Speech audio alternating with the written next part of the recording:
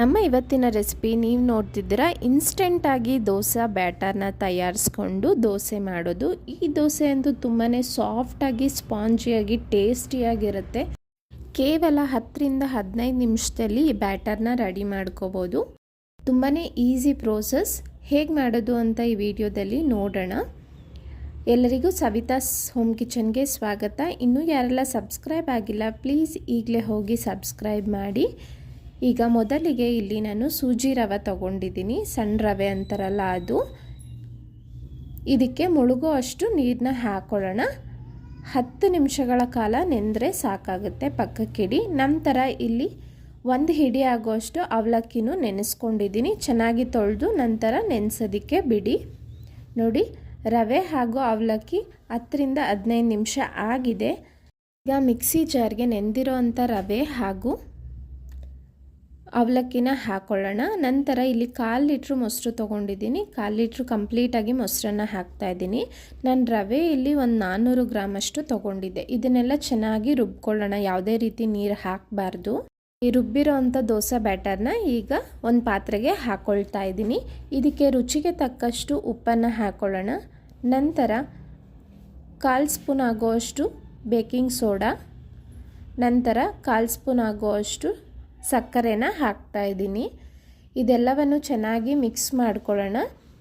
ಹಿಟ್ಟಿನ ಕನ್ಸಿಸ್ಟೆನ್ಸಿ ನೋಡಿಕೊಂಡು ಒಂದು ಸ್ವಲ್ಪ ನೀರನ್ನ ಸೇರಿಸ್ಕೊಳ್ತಾ ಇದ್ದೀನಿ. ಸ್ವಲ್ಪ ಗಟ್ಟಿ ಅನಿಸ್ತು ಅದಕ್ಕೆ. ಅಷ್ಟೇ, ಇದು ಇಮಿಡಿಯೇಟಾಗಿ ನಾವು ದೋಸೆ ಹಾಕ್ಬೋದು. ಸೋಡಾ ಎಲ್ಲ ಹಾಕಿದ್ಮೇಲೆ ಫರ್ಮೆಂಟೇಷನ್ಗೆ ಇಡಬೇಕು ಆ ರೀತಿ ಏನೂ ಇಲ್ಲ. ನಾನು ಇನ್ಸ್ಟೆಂಟಾಗಿ ಇಮಿಡಿಯೇಟಾಗಿ ಮಾಡ್ತಾಯಿದ್ದೀನಿ. ನೋಡಿ, ಸ್ಟವ್ ಮೇಲೆ ಹೆಂಚನ್ನು ಕಾಯಕ್ಕಿಟ್ಟಿದ್ದೆ. ಚೆನ್ನಾಗಿ ಕಾದ ನಂತರ ದೋಸೆ ಹಾಕ್ತಾಯಿದ್ದೀನಿ.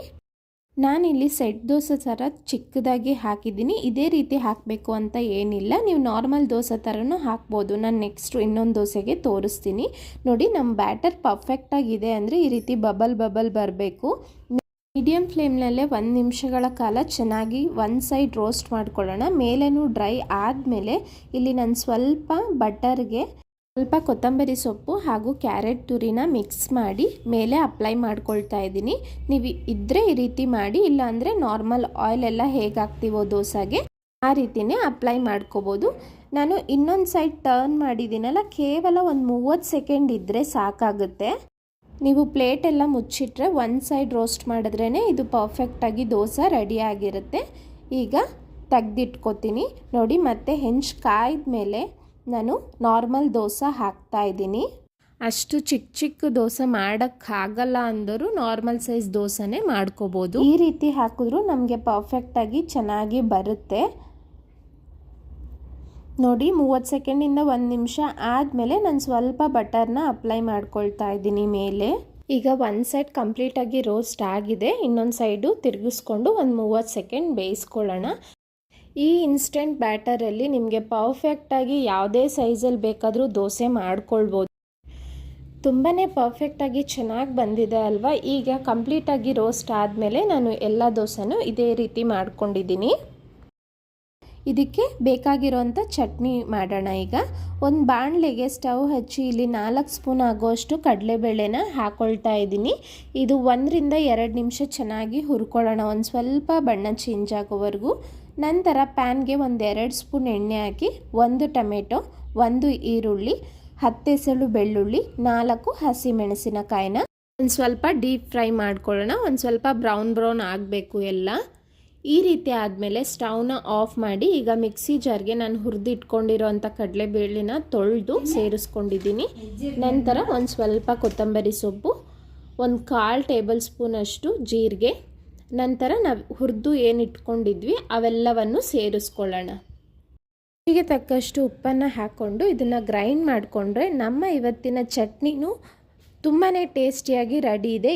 ಪರ್ಟಿಕ್ಯುಲರ್ಲಿ ಈ ದೋಸೆಗೆ ಒಳ್ಳೆ ಕಾಂಬಿನೇಷನ್ ಅಂತ ಹೇಳ್ಬೋದು. ನೀವು ರುಬ್ಬಿದ ಮೇಲೆ ಬೇಕಾದರೆ ಒಗ್ಗರಣೆ ಕೊಟ್ಕೋಬೋದು. ನಾನು ಎಲ್ಲ ದೋಸೆನೂ ಮಾಡಿ ಪ್ಲೇಟ್ಗೆ ಹಾಕಿಟ್ಟಿದ್ದೀನಿ. ತುಂಬಾ ಸ್ಪಾಂಜಿಯಾಗಿ ಸಾಫ್ಟಾಗಿದೆ. ಟೇಸ್ಟ್ ವೈಸು ತುಂಬಾ ಚೆನ್ನಾಗಿ ಬಂದಿತ್ತು. ನಮ್ಮ ಇವತ್ತಿನ ರೆಸಿಪಿ ನಿಮಗೆಲ್ಲ ಇಷ್ಟ ಆಯಿತು ಅಂದ್ಕೊಳ್ತೀನಿ. 1 ಡೇ ಲಾಂಗ್ ಪ್ರೋಸೆಸ್ ದೋಸೆಗಿಂತ ಈ ಥರ ಇನ್ಸ್ಟೆಂಟ್ ದೋಸೆ ತಿನ್ನಬೇಕು ಅಂದಾಗ ತಕ್ಷಣಕ್ಕೆ ಮಾಡ್ಕೋಬೋದು. ಪ್ಲೀಸ್ ನಮ್ಮ ಇವತ್ತಿನ ರೆಸಿಪಿ ಇಷ್ಟ ಆಗಿದ್ದರೆ ಲೈಕ್ ಮಾಡಿ, ಶೇರ್ ಮಾಡಿ. ಹಾಗೆ ಸಬ್ಸ್ಕ್ರೈಬ್ ಆಗಿಲ್ಲ ಅಂದರೆ ಈಗಲೇ ಹೋಗಿ ಸಬ್ಸ್ಕ್ರೈಬ್ ಆಗೋದನ್ನು ಮರಿಬೇಡಿ. Thank you.